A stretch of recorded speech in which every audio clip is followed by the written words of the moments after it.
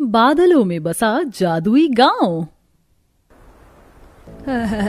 हे भगवान, ये बादलों का झुंड आज मेरे ही अंगने में मंडरा रहा है। ऊपर से ओस की फुहार से आंगन भीग गया। ना जाने सूरज देवता कब उगेंगे। बुजुर्ग काशी बादलों के अपने आंगन में उतरने से बड़बड़ा रही होती है। तभी कंधे पर कुदाल उठाकर कपकपाते जाते हुए किसान मदन कहता है, काशी काकी, आज सूरज चाचा के निकलने का बाट मत जो हो, उनको भी जाड़ा लग रहा है। आज सूरज देवता बादलों से नहीं निकलने वाले हैं। अरे शुभ शुभ बोल मदन, अगर धूप नहीं खिलेगी तो ठंड में रूह सी हट जाएगी। एक तो बादलों की बर्फीली ठंडी हवा सही नहीं जा रही है। तड़के सवेरे का समय है। ठंडी बर्फीली हवाओं के साथ साथ आसमान में घने बादल तैर रहे हैं। सफेद धुंध से ढके बादलों के गांव में गरीबी की परछाइयां साफ झलकती हैं। घरों की छतों पर बर्फ की हल्की चादर बिछी हुई है। जादुई बादलों की गांव में हलचल है। किसान खेती बाड़ी में लगे हैं, औरतें घरेलू कामों में, बच्चे बादलों पर बैठकर खेल रहे हैं। मुझे पकड़ के दिखा चंदू, अभी पकड़ कर दिखाता हूँ तुझको। चल मेरे बादल और ऊंचा हो जा। तभी एकदम से बादल का संतुलन बिगड़ जाता है तो सरला डर जाती है। राजू, चंदू, चलो दोनों नीचे आओ, बहुत खेल लिया। तुमको मालूम हो ना हो, हमारा जादुई बादलों का गांव कितना ऊंचाई पर बसा हुआ है। गिर जाओगे तो हजारों फीट नीचे जाओगे। रामू काका, आज तो बड़ी खुश लग रहे हो, क्या बात है? आज फसल की कटनी करनी है बलराम। सीता मैया की दया से भोजपुरी गरीब किसान के खेत में खूब अच्छी फसल हुई है। इस बार हम गरीब किसान अपने परिवारों के साथ फसल का पर्व धूमधाम से मनाएंगे और पेट भर कर खाएंगे। हाँ रामू काका, इस बार हमें किसी को लगान देने की नौबत भी नहीं है। इस जादुई बादल गांव की जमीन इतनी उपजाऊ है कि इस बार फसल की बारिश हुई है। इस बरस हम में से कोई भी आधा पेट नहीं खाएगा। मदन ये बोलते हुए भावुक हो जाता है, मगर आखिरकार जादुई बादलों में बसे खुशहाल गांव वाले जमीन छोड़कर बादलों में क्यों बस गए और यहाँ तक कैसे पहुँचे? क्या है इस खुशहाल गांव के पीछे का कड़ा संघर्ष? तो चलिए देखते हैं।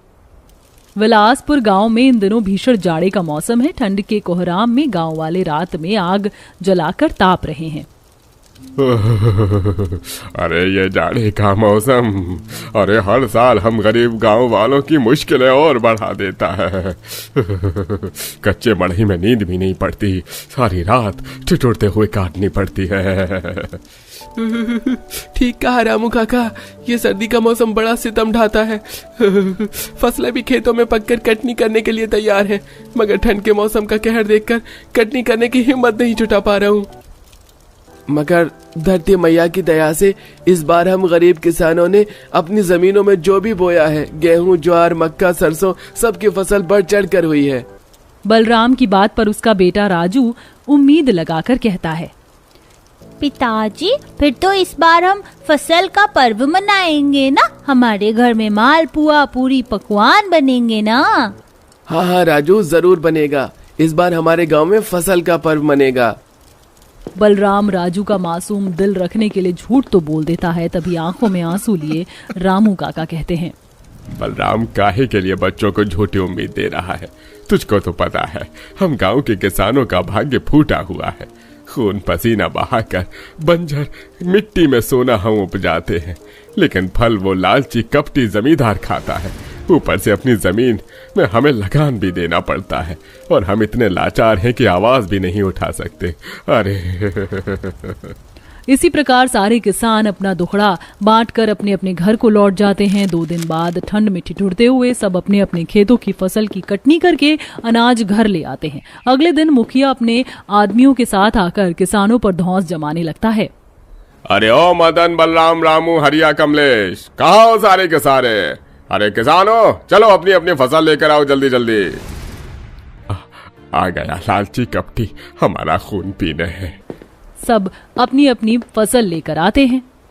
जयराम जी की मुखिया जी, मेरे खेत की 2 बोरी गेहूं लाया हूँ।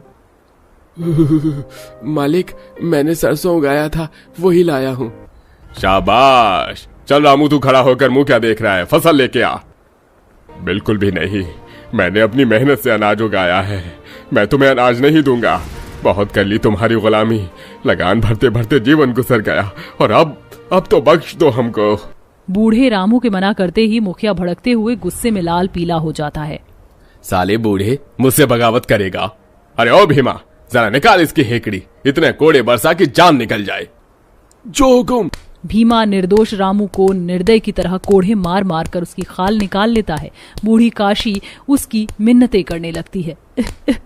अरे कुछ तो बोलो तुम लोग, आज ये मुखिया मेरे पति का खून बहा रहा है, कल को तुम लोगों के साथ भी यही होगा। मुखिया हाय पड़ेगी तुझको, तू पापों का फल भोगेगा। देखना गरीब का रुआ नोच कर सुखी नहीं रहेगा।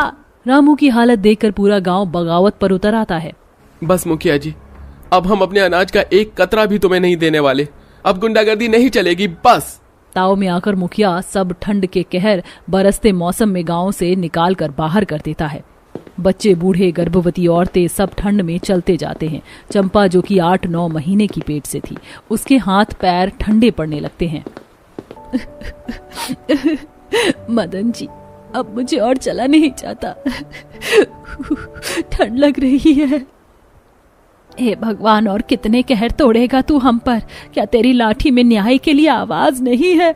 पूरे गांव वालों की हालत ठंड में बदतर हो जाती है। तभी आसमान के झरोखे झूल जाते हैं। देखते देखते कई सारे बादलों का झुंड खंबे के रूप में उन पर आ जाता है। सबको गर्माहट महसूस होती है।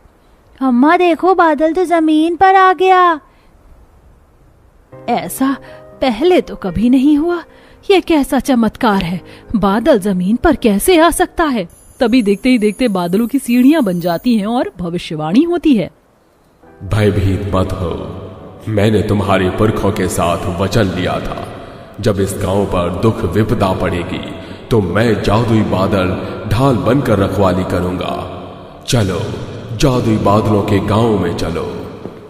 एक एक करके गांव वाले बादलों की सीढ़ी से अनोखे जादुई बादल के गांव में आ जाते हैं, जहां बादलों के सुंदर घर थे, उपजाऊ जमीन थी, पंछियों की चहचहाहट, शुद्धता थी।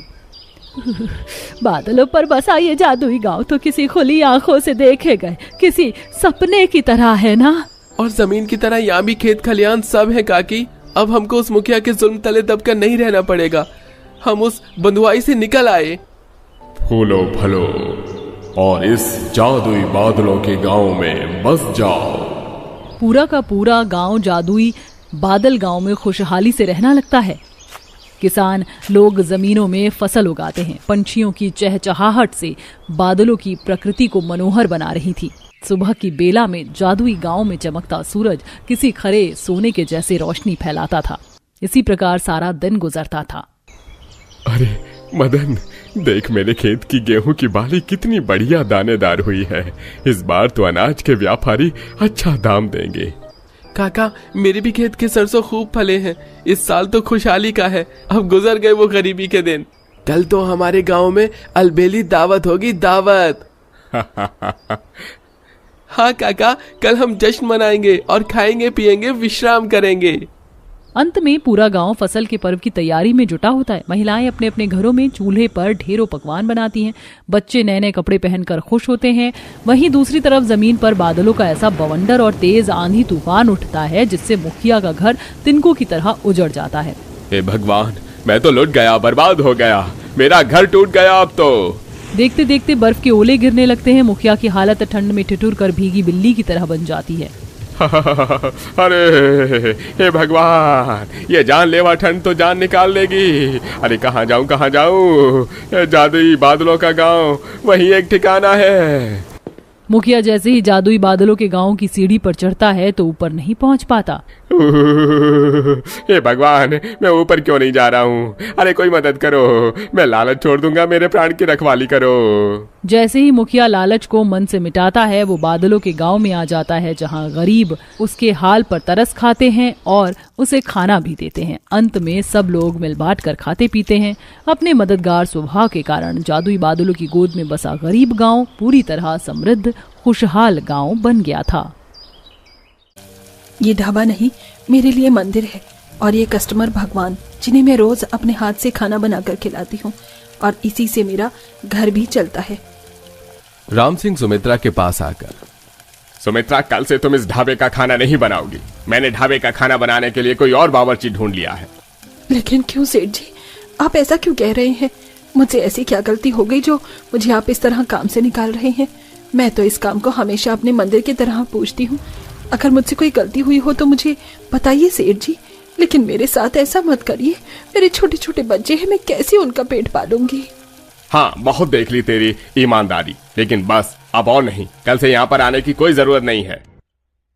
जहां सुमित्रा अपने काम की जगह को मंदिर मानती और ग्राहक को भगवान मानती थी, तो आखिर क्यों इतनी ईमानदारी से काम करने के बाद भी राम सिंह उसको अपने ढाबे से निकाल रहा था? क्या सच में सुमित्रा ईमानदार थी या राम सिंह को उसकी कोई सच्चाई पता चल गई थी? आइए जानने के लिए चलते हैं कहानी में थोड़ा पीछे। माँ, आपके हाथ के खाने में तो जादू है। आप कितना स्वादिष्ट खाना बनाती हो। अच्छा बाबा, बस करो अब, तुम तीनों सो जाओ, बहुत रात हो चुकी है। माँ, ऐसे हम नहीं सोने वाले। पहले आप हमारे साथ सोइए और हमको लोरी भी सुनाइए, क्योंकि जब आप लोरी सुनाती हैं तो हमें बहुत अच्छी नींद आती है। अच्छा, तो मेरी राजकुमारियों को लोरी सुनना है। चलो ठीक है, आओ मेरे पास आकर सारे लेट जाओ, मैं तुम्हें लोरी सुनाती हूँ। सुमित्रा बड़े ही प्यार से अपनी तीनों बेटियों को अपने पास बुलाती है और उन्हें लोरी सुनाना शुरू करती है। चंदनिया छुप जाना रे, क्षण भर को लुक जाना।